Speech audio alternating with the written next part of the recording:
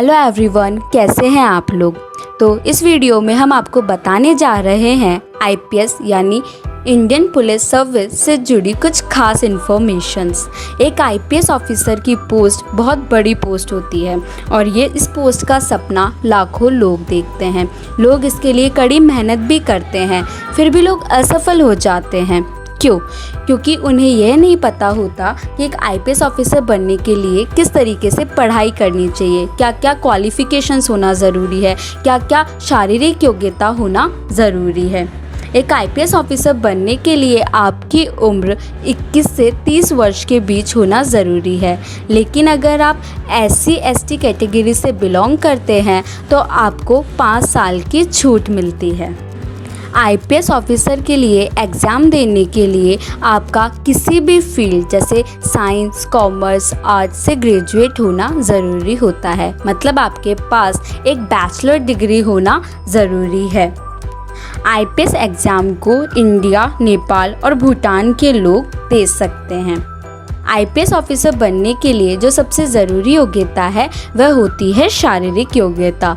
शारीरिक योग्यता में कैंडिडेट की हाइट, आई साइट आदि देखी जाती है। एक पुरुष के लिए कम से कम 165 सेंटीमीटर हाइट होनी ज़रूरी है।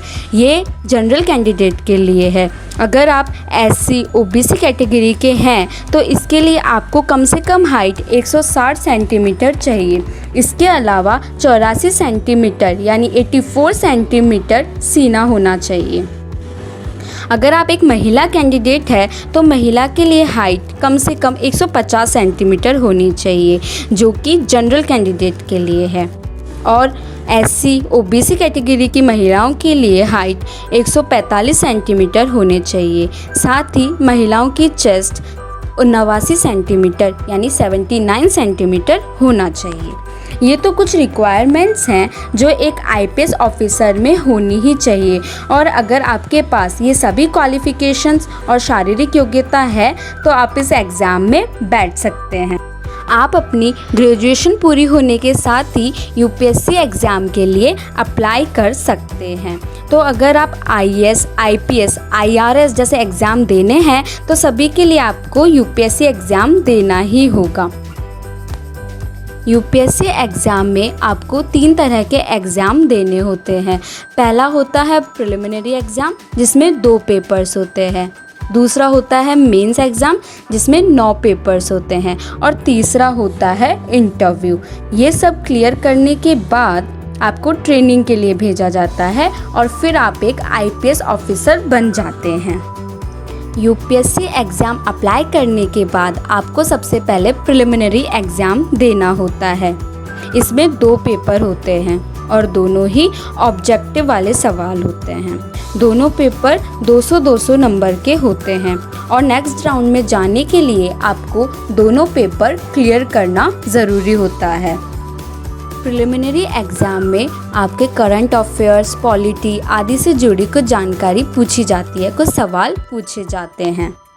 जैसे ही आप प्रिलिमिनरी एग्ज़ाम को क्लियर कर लेते हैं उसके बाद आपको मेन एग्ज़ाम क्लियर करना होता है। मेन एग्ज़ाम प्रिलिमिनरी एग्ज़ाम से थोड़ा टफ होता है। इसमें टोटल 9 पेपर देने होते हैं। मेन एग्ज़ाम में रिटन के साथ साथ इंटरव्यू भी देना होता है। यह थोड़ा टफ होता है, लेकिन अगर आप में सेल्फ़ कॉन्फिडेंस है तो आप इसे इजीली क्लियर कर पाते हैं। मेंस के एग्ज़ाम टॉप करने के लिए ज़रूरी होता है। जैसे ही आप दोनों एग्ज़ाम यानी प्रिलिमिनरी एग्ज़ाम और मेंस एग्ज़ाम दोनों क्लियर कर लेते हैं तो आपको पर्सनल इंटरव्यू के लिए बुलाया जाता है, जो कि करीब 45 मिनट का होता है। तो अब आपको इंटरव्यू क्लियर करना होता है। यहाँ पर कई इंटरव्यू पैनल्स होते हैं जो आपसे काफ़ी मुश्किल सवाल पूछते हैं, लेकिन अगर आपने अपनी मेंटल एबिलिटी से उन सवालों के जवाब दे दिया तो आप आईपीएस के लिए सेलेक्ट हो जाते हैं। जैसे ही आप प्रिलिमिनरी, मेंस, इंटरव्यू क्लियर कर लेते हैं, उसके बाद आपको आईपीएस ऑफिसर की ट्रेनिंग पूरी करनी होती है। इसके लिए आपको मसूरी और अहमदाबाद जैसे शहरों में ट्रेनिंग के लिए भेजा जाता है। जैसे ही आपकी ट्रेनिंग पूरी हो जाती है, उसके बाद आपको पोस्टिंग दे दी जाती है। तो इस तरह आप एक आईपीएस ऑफिसर बन जाते हैं। तो ये तो थी आईपीएस ऑफिसर या आईपीएस एग्ज़ाम से जुड़ी कुछ खास इन्फॉर्मेशंस। लेकिन अगर आपको ये एग्ज़ाम क्लियर करना है तो आपको अपने सेल्फ कॉन्फिडेंस रखना ज़रूरी है, आपको पेशेंस रखना ज़रूरी है, तो आप इजीली इस एग्ज़ाम को क्रैक कर सकते हैं। सारी बातों के साथ हमें पूरी उम्मीद है कि ये वीडियो आपके लिए काफी यूजफुल रहा और हेल्पफुल। तो अगर ये वीडियो पसंद आया है तो लाइक आप कर चुके हैं, थैंक यू सो मच। लेकिन लाइक करने के साथ साथ बाकी सब लोगों के साथ इस इन्फॉर्मेशन को शेयर करना बिल्कुल ना भूले। साथ ही चैनल को सब्सक्राइब कीजिए और ऑलरेडी आपने कर लिया है तो बेल आइकन को प्रेस करना ना भूले ऐसी और भी अपडेट्स के लिए। इसी के साथ इस वीडियो को देखने के लिए बहुत बहुत धन्यवाद।